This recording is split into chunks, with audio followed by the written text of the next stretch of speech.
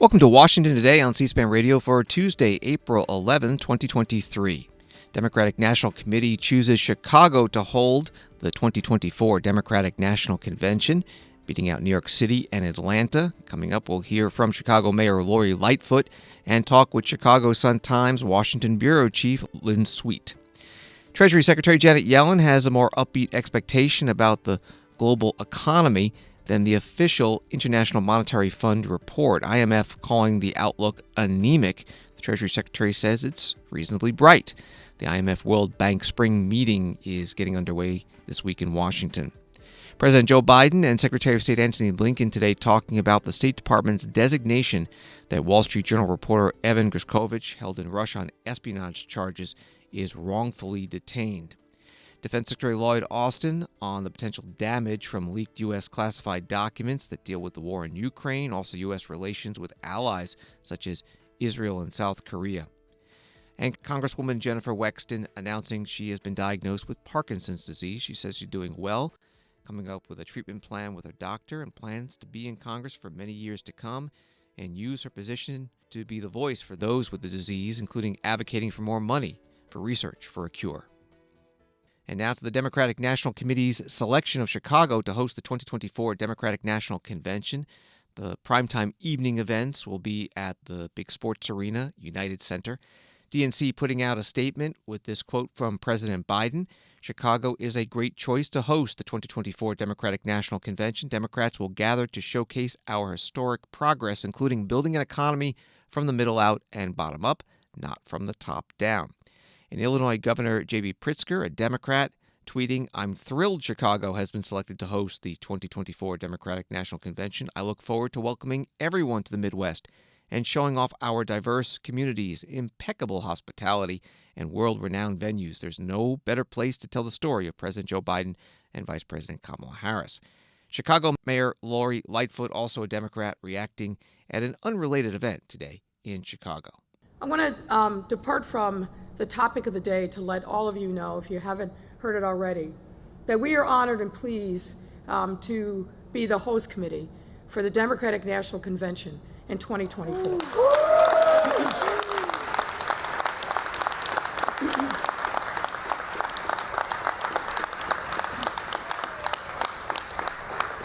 I just received the call this morning from Chairman Harrison.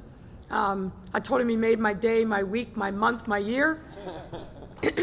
But really, this incredible honor that President Biden and the DNC have bestowed upon Chicago is a testament to how we work together as a city government, as a cabinet, but also the folks at the United Center, McCormick Place, and demonstrating that we know how to come together as a city government and the private sector to make sure that we can pull off large-scale events, which we do as a matter of course. And our abilities will be on display again this summer for Memorial Day, for 4th of July, for NASCAR, for Lollapalooza, for Sueños, and for a number of community events across the city of Chicago. And it's because of the hard work and dedication of City of Chicago workers, City of Chicago leaders, that we not only are best in class in the country, but we've caught the attention of the President and DNC, and we are going to bring the convention here with our Midwest partners. It's going to be a tremendous experience, and we are going to activate the entire Midwest to make sure, and I'm biased here, that the Biden-Harris ticket gets reelected in 2024. Jobs, jobs, jobs is what this is about, and an ability to showcase our great city on an international stage. There's nothing finer than that. Chicago Mayor Lori Lightfoot today in Chicago. She'll be leaving office next month, replaced by Democratic Mayor-elect Brandon Johnson, who tweeted, "The 2024 DNC will be right here in Chicago. This will be a spectacular convention that showcases all of Chicago's diverse culture, our beautiful lakefront, and our renowned hospitality sector. Looking forward to welcoming President Biden and Vice President Harris to our wonderful city." The chair of the Republican National Committee, Ronna McDaniel, tweeting, The failed Democrat agenda in Chicago has led to closed schools, corruption, shuttered businesses, surging violent crime, and people fleeing the city. It's the perfect symbol for what Democrat leadership has to offer. With more on the selection of Chicago for the 2024 Democratic National Convention host city, joining us on the phone is Lynn Sweet, Washington bureau chief with the Chicago Sun-Times. Thanks for being with us. So, why Chicago? Well, thanks for having me. Chicago was picked for several reasons. First, on the logistics. It passed every test with flying colors. Plenty of union hotel rooms, 2 great venues, the United Center, which is where the evening events with delegates will be held, plus McCormick Place Complex, which is on the lake, plus the financial heft to make it work, transportation hub, O'Hare Midway. But then there's also, and this is important, the political consideration. Chicago's main rivals were Atlanta and New York, and New York faded very soon from being in real contention. The choice, in a sense, was for between 2 political stories, that Georgia is a home of the civil rights movement. Georgia is a state where maybe Democrats have a chance in 2024 because it sent 2 Democrats to the Senate. But there's also some strikes against Georgia that New York and Chicago made sure everyone knew about. Georgia is a right-to-work state and only had 2 union hotels. A big base of the Democratic Party is the union voter and organized labor. So that did not help Atlanta. And Chicago made an argument that when Biden needs to be reelected is to reinforce what's called the blue wall. Illinois is a reliably Democratic state, but our neighbors are not. Michigan and Wisconsin in particular. Trump won because he won Michigan and Wisconsin. Biden won because in 2000 he won Michigan and Wisconsin. And in order to win a second term, the need and the argument was that a Midwest convention, which I think we'll hear them call it that, is the place to get the message that that the states of Minnesota, Michigan, and Wisconsin are particularly important to Democrat, and planting the Democratic flag in Chicago is a way to get the message out about the Biden accomplishments and values. And one other thing, Illinois Governor J.B. Pritzker is a governor who has, in his own agenda, done everything that seems to align with what the Biden White House wants to do. In Illinois, abortion rights are safe. Organized labor's rights are protected. You name it, any policy that Biden has, Illinois has it too. That helped. The other thing is, as many of our listeners may know, Pritzker's a billionaire, and one of the things he did was join in with other people in Illinois, promising that the Democratic National Committee would not suffer any financial loss as a result of the convention. How much of an economic boost does a city like Chicago get from hosting a political party's national convention? Well, I don't have the exact numbers, and I'm also very wary of them. I'm sure someone will say millions and millions, but before clearly the hotels may do well, but Chicago has a lot of conventions all the time. The restaurant show is bigger than the 50,000 or so visitors that may come for the Democratic convention. So it's not going to be a game changer in the life of the city. It's a good convention to get. And, of course, there's an economic boost, but it's not clear where it may be yet. One of the things I've learned from covering conventions for years is that the delegates get a lot of free food. There's parties. There's events.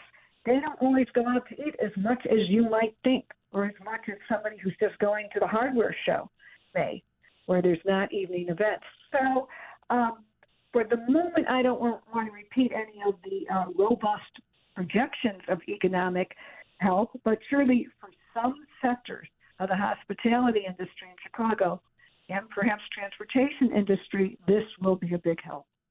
We're talking with Lynn Sweet, Washington bureau chief of the Chicago Sun-Times. Chicago has hosted the Democratic National Convention a number of times, most famously in 1968 when there were riots in the street, and in 1996, remembered for a completely different reason, which we can talk about in a moment. But talk about the 1968 and the divide in the party. Is there a possibility we may see something like that, if not as violent? Well, in 1968, again, as I'm sure many of the C-SPAN listeners know, the convention was not only divided inside with Democrats who were for and against the Vietnam War and different factions when it came to nominating Hubert Humphrey as the nominee, but outside, especially in Lincoln and Grants Park, there were clashes between anti-war demonstrators and law enforcement authorities. Bloody battles became known as the Battle of Michigan Avenue. The Chicago Convention of 1968 has been the subject of much study, analysis, documentation. It was a stain on the city's reputation that the city reclaimed by having a pretty well-run, non-controversial convention in 1996. But then the party was pretty united. Going into this one, well, I don't know if the ruptures will be very deep between different factions within the Democratic family. A lot depends on I think right now, if Joe Biden is the nominee and there's no primary, whatever differences there are among Democrats might not be significant when it comes to the convention. And as we mentioned, that 1996 convention remembered for the Summer of the Macarena. And a lot of clips are circulating online about that. Yes. So this is the dance that Al Gore held. It was famous anyway, but when Al Gore danced it, everyone paid attention to it. He had his moves down pretty well. He did a lot. It was his thing. And I know C-SPAN has a clip of it up. I encourage everyone to look at the video because it's pretty cool. Lynn Sweet, Washington bureau chief with the Chicago Sun-Times. Find her stories at chicago.suntimes.com and on Twitter at Lynn Sweet. Thank you very much. Thank you. And the 2024 Democratic National Convention in Chicago will be August 19th through 22nd of that year. The Republican National Convention is scheduled for July 15th through 18th in Milwaukee, Wisconsin. As mentioned, Chicago winning out over New York City and Atlanta for the convention in 2024. Atlanta Mayor Andre Dickens says he received a call from President Biden. You know, Atlanta, we wanted to be the host site for the DNC 2024. My team and I, we put up a good fight. We worked hard. Congratulations to Chicago. We respect the decision of the White House and President Biden. They gave me a call just right before this event and told me the decision was made. And they said, you know, Atlanta was, you know, top 2 out of all the nation. And we were, hoping we'd be top 1. But they said, you know, next time maybe. And so we're hoping that we continue to spread the presidential map south. So that everybody knows that Georgia is in play for the Democrats and to continue that the nation should keep an eye on Atlanta. Atlanta Mayor Andre Dickens, a Democrat, speaking with reporters in Atlanta. That audio from 11 Alive, WXIA-TV. The American Presidency Project at the University of California, Santa Barbara has a chart on U.S. cities that have hosted the most national party conventions from 1832 through 2020, and Chicago is number 1, 25 total, 11 Democratic national conventions, 14 Republican national conventions. Second is Baltimore, 10 total, 9 Democratic, 1 Republican. And then comes Philadelphia at 8, New York City at 6, and St. Louis at 6. An article at Axios begins, President Biden's not yet official bid for re-election will lean on hundreds of social media influencers who will tout the president's record and soon may have their own briefing room at the White House. The article at Axios quoting Jen O'Malley Dillon, White House Deputy Chief of Staff, saying, "We're trying to reach young people, but also moms who use different platforms to get information, and climate activists and people whose main way of getting information is digital." The Axios article goes on, a dedicated White House briefing space for influencers to meet in person or by remote would be unprecedented, and a sign that the traditional press briefing room no longer would be the administration's only messaging center. Reporters asking White House Press Secretary Karine Jean-Pierre about this as they all flew on Air Force One. Axios had a story about the White House possibly creating a new briefing room for social media influencers, and I am curious whether that is real, and I wonder why you would be curious. I have a vested interest in protecting the rights of the press corps, totally the get it. interests of the press corps, I will say. So look, don't have anything to announce on that or anything to share on that or confirm or anything like that. As you know, we here at the White House, we very often use influencers to try to meet Americans where they are. We've seen those reportings. I just don't have anything to share on that. So does that mean you're not denying it?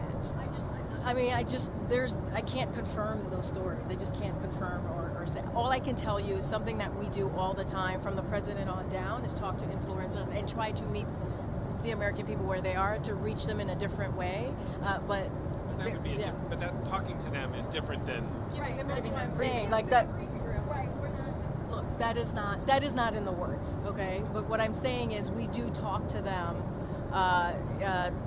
Different influencers, as you know, as you've seen over the last 2 years and also during the campaign, just sort of trying to meet Americans where they are. The White House Press Secretary Karine Jean-Pierre speaking with reporters on Air Force One as they and the president flew from Washington, D.C. to begin his trip in Ireland. This is Washington Today. CNBC reporting the International Monetary Fund on Tuesday released its weakest global growth expectations for the medium term in more than 30 years. The Washington, D.C.-based institution said that 5 years from now, global growth is expected to be around 3%, the lowest medium-term forecast in an IMF World Economic Outlook report since 1990. The weaker growth prospects stem from the progress economies like China and South Korea have made in increasing their living standards, the IMF said, as well as slower global labor force growth and geopolitical fragmentation, such as Brexit and Russia's invasion of Ukraine. The IMF chief economist Pierre-Olivier Gorincha spoke about the report this morning at the IMF World Bank spring meeting in Washington. The global economy remains on track for a gradual recovery from the pandemic and Russia's war on Ukraine. China's reopened economy is rebounding strongly. Supply chain disruptions are unwinding, while the dislocations to energy and food markets caused by the war are receding. The massive and synchronized tightening of monetary policy by most central banks is starting to bring inflation back towards its targets. At the same time, serious financial stability-related downside risks have emerged. In our latest forecast, global growth will bottom out at 2.8% this year, before rising modestly to 3% next year, almost unchanged from our January projections. Global inflation will ease, although more slowly than initially anticipated, from 8.7% last year to 7% this year and 4.9% next year. This year's slowdown is concentrated in advanced economies, where growth is expected to fall to 1.3% this year, before increasing modestly next year. By contrast, emerging market and developing economies are already pushing ahead in many cases, with year-end growth accelerating to 4.5% this year from 2.8% last year. The recent banking instability reminds us, however, that the situation remains fragile. Once again, downside risks dominate. Pierre-Olivier Gorincha, IMF economic counselor and director of research, this morning on a panel discussion on the release of the IMF's World Economic Outlook. U.S. Treasury Secretary Janet Yellen also attending this week's IMF World Bank spring meetings in Washington, D.C., holding a news conference and asked by a reporter about her view of the global economy. In the WEO this morning, the IMF said the outlook for the global economy is anemic, and that there was turbulence below the surface, but it sounds like you're more optimistic. I mean, could you get into more detail about what you're seeing that the IMF may not be seeing and highlighting in terms of the outlook? So I do think the outlook is reasonable. It's certainly stronger, brighter than the last time we had the annual meetings in October. Global growth projections are higher than they were at that time. We're seeing diminished inflationary projections and diminished inflation in some parts of the world. Commodity prices have eased. Supply chain snarls are being resolved. The global financial system has generally proven quite resilient. As I mentioned, the United States is doing extremely well economically with inflation coming down and a strong labor market, and Europe is doing better than was feared at the time of our last meeting. So I wouldn't overdo the negativism about the global economy. I think countries have proven resilient. A number of emerging lower income countries continue to show resilient growth. Some of them are benefiting from improvement in their terms of trade, and they have built up buffers and taken strong macroeconomic policy actions. So I think we should be more positive. Of course, there are risks.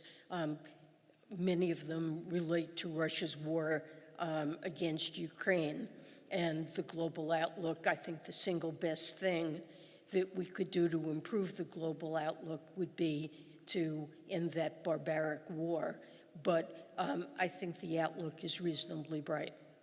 Treasury Secretary Janet Yellen at a news conference in Washington at the start of the IMF World Bank spring meetings. Wall Street today, the Dow up 98, NASDAQ down 52, S&P down a fraction.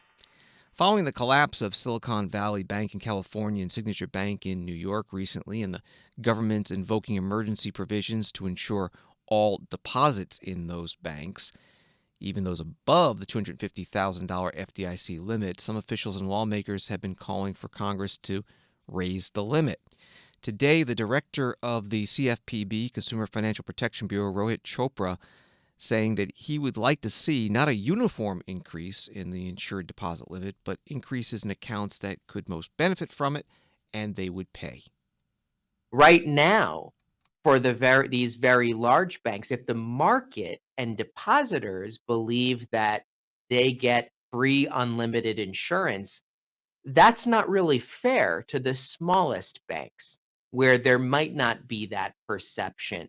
Now, obviously, we want to assure everybody that their money is secure. We are laser focused. Every regulator, I'm most focused on consumers, but all the regulators are looking at making sure the system is safe. But it is true, there is a need to look at the deposit insurance framework. Last year, we even saw how certain crypto firms might have been misrepresenting that their funds were insured. Obviously, that wasn't true. We've taken some steps to address that.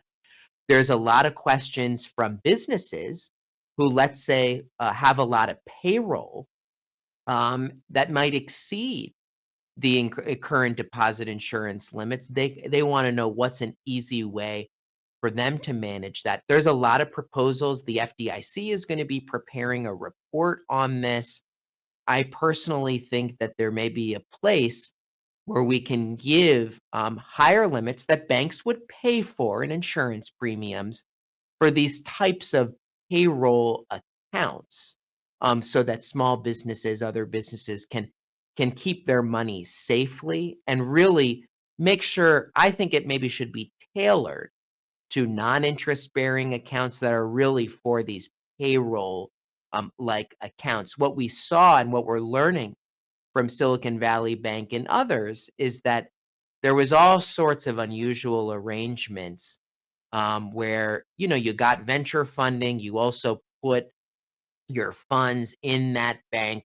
We've got to look at it in the totality. And I really wonder whether the smallest banks, or at least the ones that are not gigantic, we may even want to think of having different rules for them where maybe they can accept some of these higher insurance coverages, because when they fail, it's a lot easier to contain the damage to the rest of the economy. And often the impacts on consumers and businesses is much more limited and much more manageable. So we may want to think hard about whether there should be different insurance limits for those payroll accounts that are in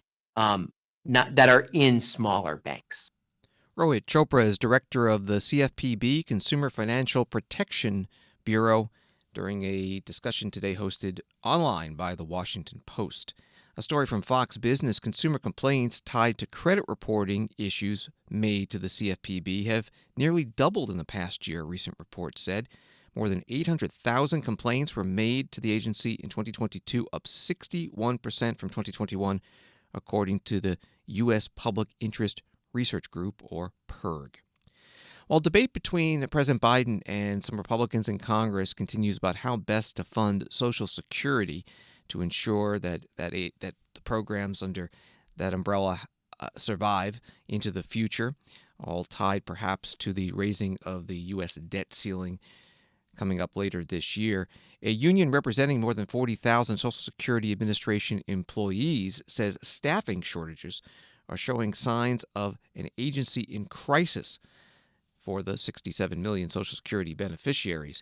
The American Federation of Government Employees says that calling the Social Security Administration toll-free number for help could mean a wait time of 30 minutes.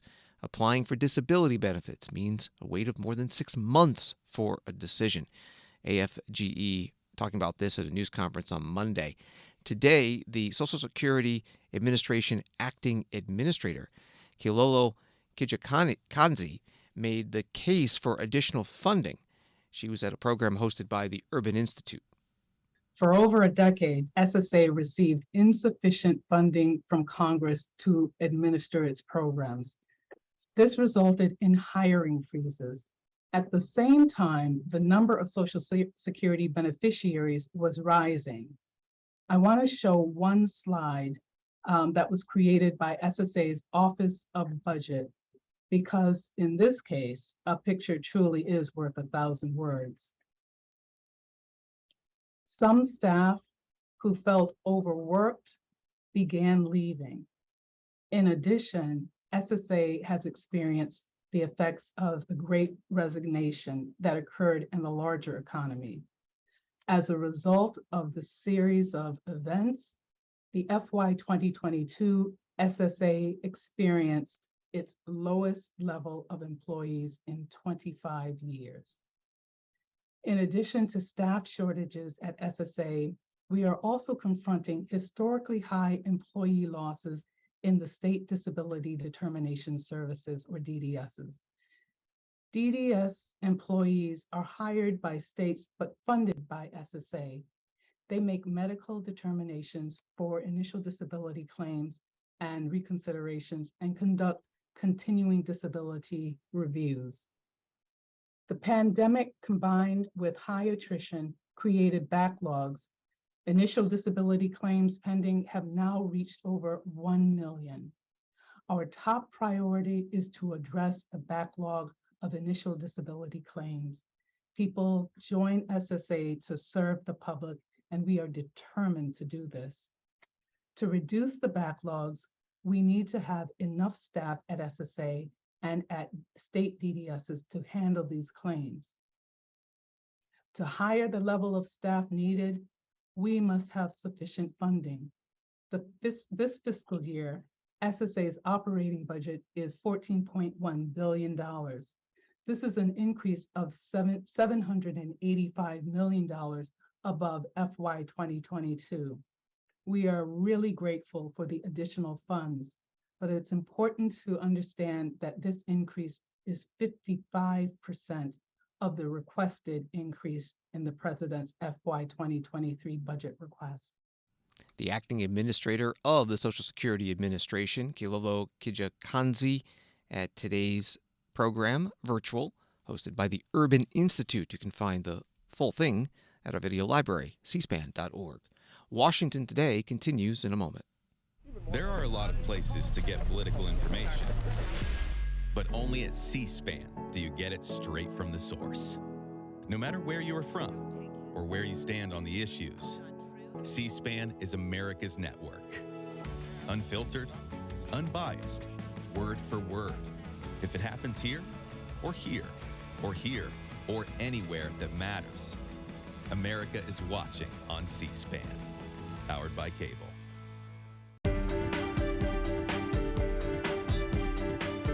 Welcome back to Washington Today, available as a podcast wherever you get your podcasts and on the C-SPAN Now mobile app. A few more headlines. The Manhattan District Attorney Al Bragg is suing Congressman Jim Jordan, Republican from Ohio, to keep the congressman and other House Republicans from enforcing a subpoena sent to Mark Pomerantz, who resigned from the Manhattan DA's office last year after Al Bragg decided not to seek an indictment against Donald Trump. New York Times reports that the lawsuit accuses Mr. Jordan of a brazen and unconstitutional attack on the prosecution of Mr. Trump and a transparent campaign to intimidate and attack the district attorney. Alvin L. Bragg last week unveiled 34 felony charges against Mr. Trump that stem from the former president's attempts to cover up a potential sex scandal during and after the 2016 presidential campaign. That from the New York Times. Congressman Jordan tweeting, "First they indict a president for no crime, then they sue to block congressional oversight when we ask questions about the federal funds they say used to do it." The Senate Majority Leader Chuck Schumer, Democrat from New York, sending a letter to other senators saying the Senate will vote next week on a resolution condemning Donald Trump's call to defund the FBI and Justice Department, which Donald Trump did after his indictment. Senator Schumer, writing, "The good work of the Federal Bureau of Investigation and Department of Justice sends criminals to prison for bank robbery, sex trafficking, child pornography, hate crimes, terrorism, fraud, and so much more. The former president and his allies in Congress must not subjugate justice and public safety because of their own personal grievances." And police in Louisville, Kentucky say the shooter in yesterday's mass shooting at a bank where he was an employee bought the AR-15 style rifle used in the attack a week ago. The shooter killed 5 people, wounded several more, before he died in a shootout with law enforcement officers. President Biden flying to Ireland today from Washington, D.C. for a 4-day visit. First stop is Belfast, Northern Ireland, and then off to Dublin.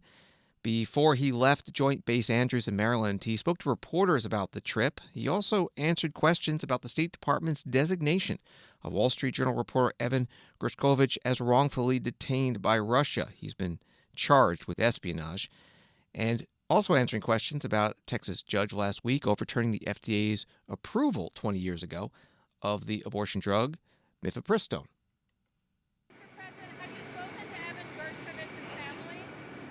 Tried to get in yesterday.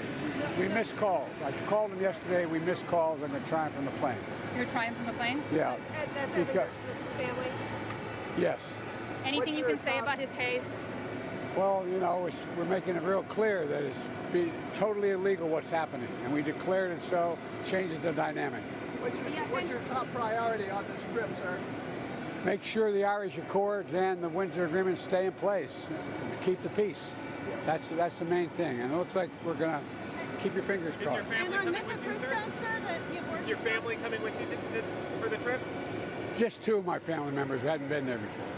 And on the abortion pill ruling, what are your thoughts? My thoughts are it's completely out of bounds what the judge did. Thank you. Thanks, sir. President Biden with reporters today at Joint Base Andrews in Maryland. The Wall Street Journal reporting that President Biden spoke with the parents of detained Wall Street Journal reporter Evan Gershkovich, telling them that the Biden administration is working to secure their son's release from a Russian prison. In the conversation, Mr. Biden, quote, made it clear that his national security team has been and will remain focused on securing Evan's release as well as that of Paul Whelan, both of whom are wrongfully detained in Russia. Wall Street Journal reporter William Malden later questioning Secretary of State Antony Blinken. For Secretary Blinken, I wanted to ask about my good friend and colleague Evan Gershkovich. You found him wrongfully detained, and so wanted to ask when your staff will be able to get consular access to him in Russia. What's taking so long there And will there be any leverage that you can exert? Is there any leverage that you can exert to get Russia to provide that access? And what strategies, will you work on? And will the administration be working on to free him? Thank you. And Will, as to your question regarding Evan, yes, I made the determination yesterday that he is being wrongfully detained by Russia. President Biden had an opportunity to speak to his family today, I believe. I've spoken to your colleagues, including leadership of the Wall Street Journal, multiple times about Evan's situation. When I spoke to Foreign Minister Lavrov about a week ago now, just after Evan was detained, I of course pressed for his immediate release, but I also pressed for immediate consular access to him. The fact that Russia has not granted that access puts it, once again, in violation of international commitments it's made, commitments that are at the heart of diplomatic relations between countries and the ability of our citizens as well to be able to safely be present in other countries. I think Russia not following through on meeting its obligations to consular access, never mind the practice of detaining people arbitrarily for political purposes, is going to do even more damage to Russia's standing around the world, standing that has been in free fall, particularly since its reinvasion of Ukraine last year. And I think it sends a very strong message to people around the world to beware of even setting foot there, lest they be arbitrarily detained, and in the context of being arbitrarily detained, not even having access for the diplomats who were there to look out for their interests, and who, as a matter of solemn international obligations that Russia has undertaken, should be allowed that access. I'm not going to get into what measures, steps we're taking or might take to do that. I can simply tell you that we are engaged every single day in pressing for that access, as well as pressing for Evan's release. Secretary of State Antony Blinken at a news conference today at the State Department, along with Defense Secretary Lloyd Austin and their counterparts from the Philippines. They were there primarily to talk about U.S. and Filipino forces launching the largest combined combat exercises in decades in the Philippines and waters across the disputed South China Sea and Taiwan Strait. But Secretaries Blinken and Austin talking about other issues as well. Another one that came up, the leak of classified intelligence documents on the war in Ukraine and U.S. relations with allies and adversaries. The Pentagon is examining how the leak impacts U.S. national security, while the Justice Department is doing a criminal investigation as to who may be behind that leak. Here's Secretary Austin. Let me just say a few words about the story that I know many of you are tracking. I was first briefed on the reports of unauthorized disclosure of sensitive and classified material on the morning of April 6th. And since then, I've been convening senior department leaders daily on our response, and I've directed an urgent cross-department effort. And we've referred the matter to the Department of Justice, which has opened a criminal investigation. Now, I can't say much more while the Justice Department's investigation is ongoing, but we take this very seriously, and we will continue to work closely with our outstanding allies and partners, and nothing will ever stop us from keeping America secure. Defense Secretary Lloyd Austin at the State Department. Later, after the opening statement, some questions, including one from NBC's Andrea Mitchell, who asked Secretary Austin, Secretary of State Antony Blinken, and the Filipino Foreign Minister Enrique Manolo about the leak of the classified documents. Thank you very much. Secretary Austin, you just said that you first learned about the leaked documents on the 6th of April. They've been online for months.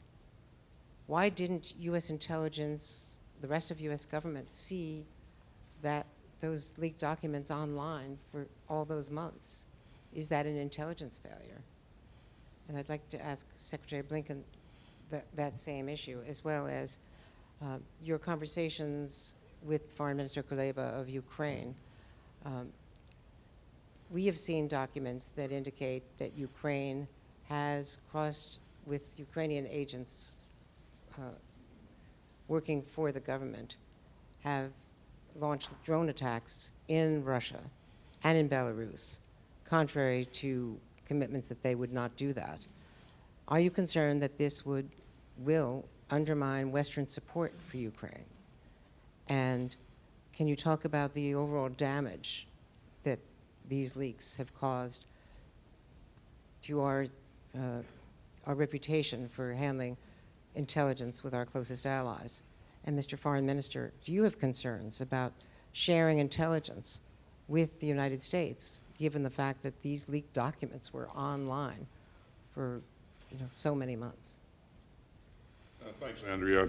The documents that we are aware of are dated the 28th of February, 1st of March. I don't know if there are other documents that have been online before. These are things that we will find out as we continue to investigate. But the documents that we are focused on thus far, 28th of February and the 1st of March. Again, we will continue to investigate and try to determine the full scope of the activity. But sir, why did we know about it? Why did you know about it before April 6th? That means that they were up for at least many weeks, months, before U.S. intelligence knew that they were in the public domain. Well, they were somewhere in the web, and where exactly and who had access at that point, we don't know. We simply don't know at this point. So, and again, I won't speculate, Andrea. I will tell you that we take this very seriously, and we will continue to investigate and turn over every rock until we find the source of this and the extent of it. So. Andrew, I don't have much to add beyond what the Secretary said. Let me just say, with regard to broadly allies and partners and these documents, we have engaged with allies and partners at high levels over the past days, including to reassure them about our own commitment to safeguarding intelligence and, of course, our commitment to our security partnerships.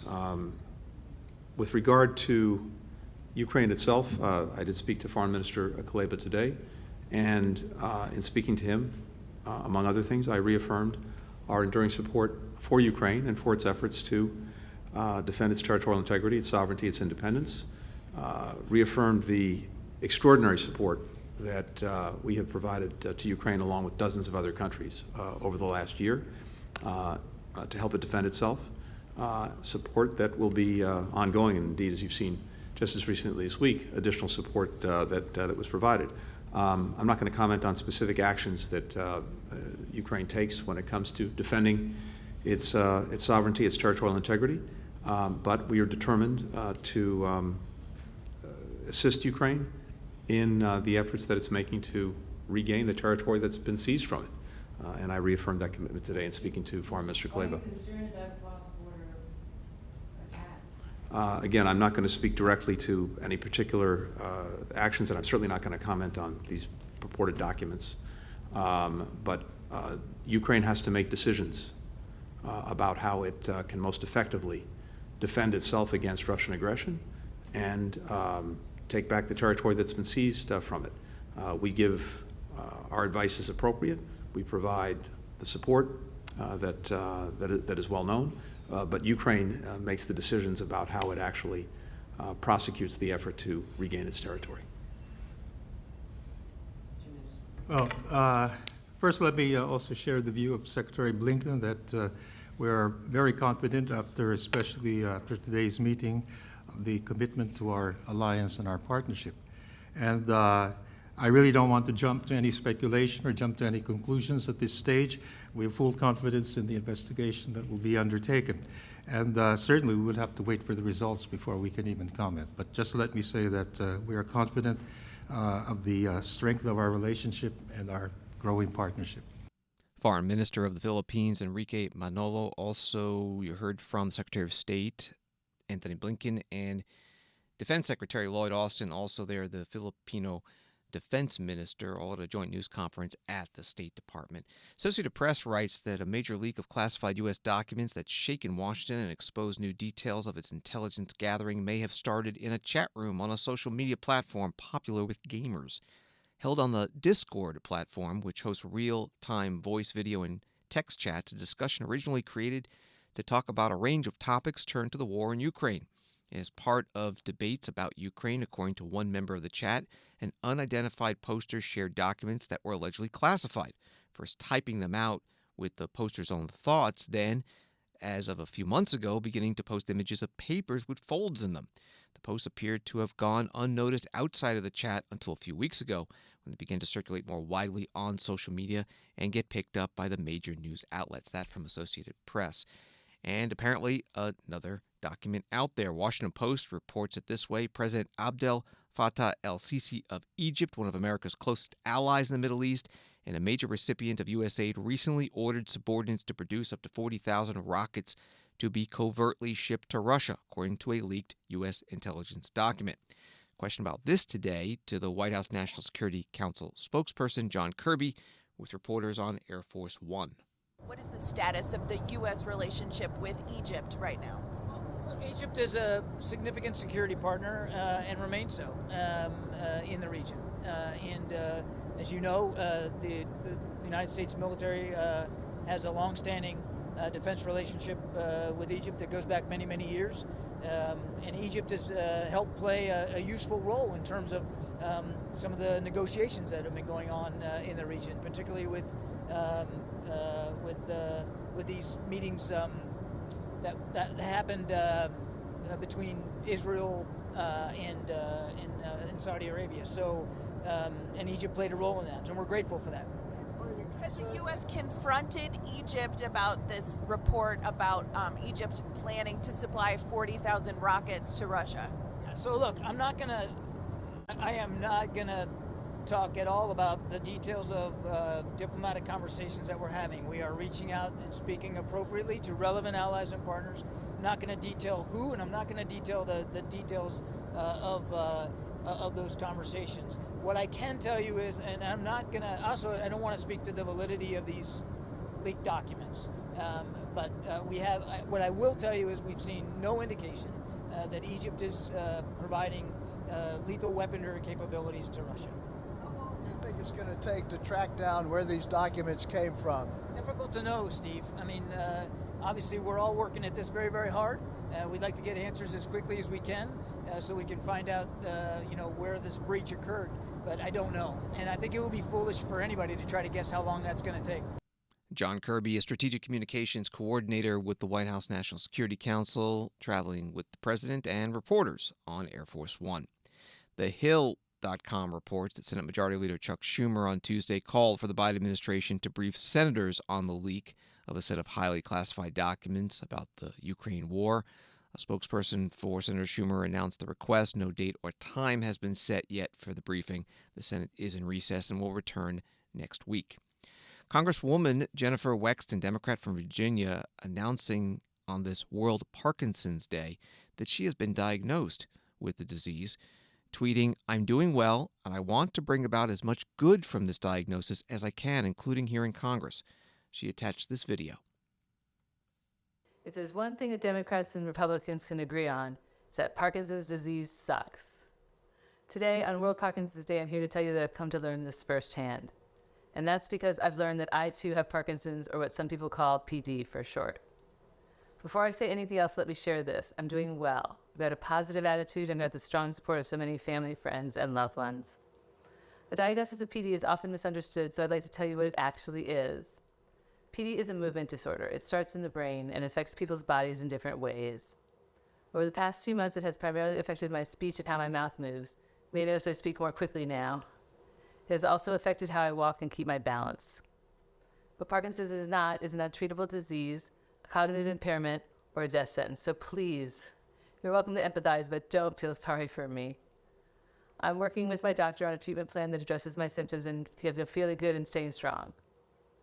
I've been focused on legislation, voting in Congress, traveling around my district, hosting constituent service events, and visiting with local businesses and schools, all just like normal. I'm not going to let Parkinson stop me from being me. I'm confident that as I work with my doctor to get the treatment I need, I can continue being a working mom and active member of our community, doing what I love, and I've spent more than 2 decades of my life doing, helping others through public service, as a prosecutor, a judge, a state senator, and now as a representative in Congress. I hope to keep serving you for many years to come. The treatment process is one that involves time and commitment, so you're going to see me have some good days, some days that are not so good. But I want you to know this. My head and my heart are 100% committed to serving the people of Virginia, especially my constituents in the 10th Congressional District. I'm generally a private person when it comes to personal matters, but with my Parkinson's diagnosis, I joined the ranks of over 8 million people who have Parkinson's today. In fact, over nearly 90,000 Americans are diagnosed every year. Among those are public figures like Michael J. Fox, Attorney General Reno, Muhammad Ali. And like them, I too am a fighter. And I want to use my platform to be a voice for those struggling with Parkinson's, and to help bring greater resources to the search for a cure. Chose to come forward today on World Parkinson's Day because I want to bring about as much good from this diagnosis as I can. And I look forward to doing just that here in Congress. Thank you all, and I look forward to seeing you soon. Take care. Congresswoman Jennifer Wexton, Democrat from Virginia, posting that video. She's 54 years old, in her third 2-year term representing the 10th Congressional District of Virginia. It's a competitive seat in Northern Virginia. Congresswoman Debbie Wasserman Schultz, Democrat from Florida, tweeting, I'm inspired by my friend and colleague, Congresswoman Wexton, who shared her diagnosis on World Parkinson's Day. I speak for so many when I say we have your back. Thank you for sharing your story and using your platform to help others affected by this terrible disease. And Congressman Bob Good, Republican from Virginia, tweeting, I'm sorry to learn of Congresswoman Wexton's diagnosis. I am praying for her and those providing treatment. Thanks for listening to Washington Today. Subscribe to C-SPAN's evening newsletter word for word to get the stories Washington is talking about emailed to you every day. You can sign up at c-span.org/connect. Have a good night.